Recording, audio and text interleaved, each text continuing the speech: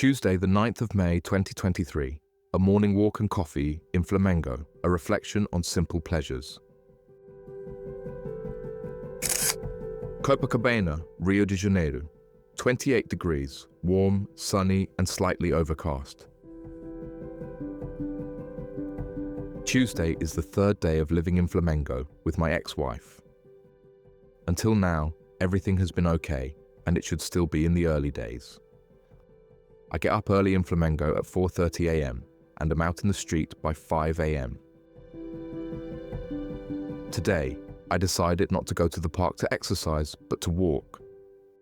I wanted to walk around the neighborhood to get to know and remember where I had lived for 20 years. I walked from Praia de Botafogo up Rui Barbosa, a charming street with its tall, lush trees and imponent buildings facing the bay, and into Praia de Flamengo.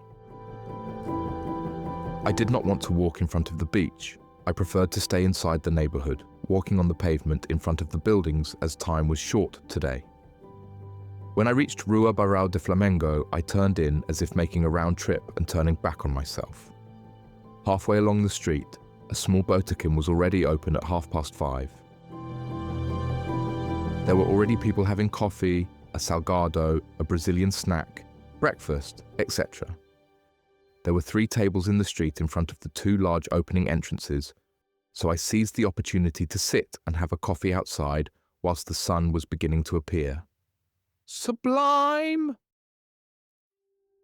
I love sitting outside a bar, restaurant, bakery, etc., drinking something, especially in a city like Rio, where the weather is propitious to such a simple but profound pleasure as stopping, sitting, and watching the world go by with a good coffee.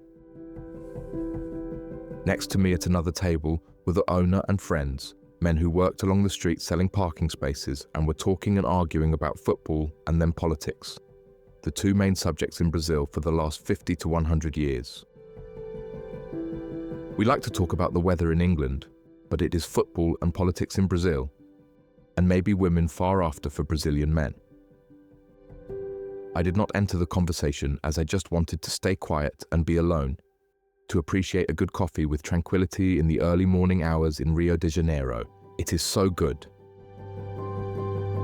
After the coffee, I bought 2 coxinhas, a Brazilian chicken pastry snack, at the same botequim, said my goodbyes to everyone and continued on my way home. At the end of the street is a prominent 24-hour newsstand that almost sells everything imaginable or possible. Again, I took advantage of the situation and bought incense. 4 sticks of various kinds, your choice for 10 reais. I went shopping at 6 o'clock in the morning, and besides all this, I was very well dealt with in both establishments. When I was a child growing up in England, my father had a newsagent that he would open up at 5 o'clock in the morning to catch the workers going to and from the factories at changing shifts.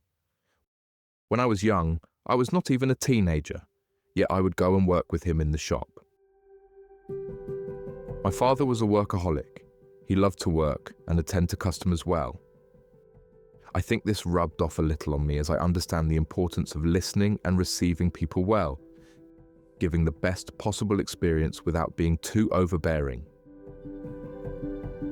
My pupils at the school commented many times on how well and unique they were received and how helpful the treatment was. Supposing I am not well received at an establishment in a good, pleasant and professional way, whilst also not being thanked or receiving any gratitude after paying, it is difficult for me to return. My father had also taught me the importance of quickly adding up in my head. Customers would enter the shop, taking various things simultaneously from the shelves or counter in front of us, expecting us to add up the total immediately and without a mistake. I would also have to receive the money in cash and immediately know in my head how much change I would have to give. And again, I could not be wrong. Nowadays, shop assistants need a calculator to sum up 2 items to charge the customer and again to calculate the change. It seems to me that people are even lazy to think nowadays. When I arrived home, Yasmin and Nalva had already left, so I at least had the flat to myself for the first part of the day. Nice. I showered, changed, and gave classes for the rest of the day. Yasmin arrived home from school at about 1 p.m. and she made her own lunch, which was quite nice and made me proud. Moving back to Flamengo has become a culture shock for me from living in Copacabana, but this is not the time to talk about it now. In bed by 9:30 p.m. Thank you. Thanks for reading my blog. Check out my other posts and share your thoughts in the comments. Richard.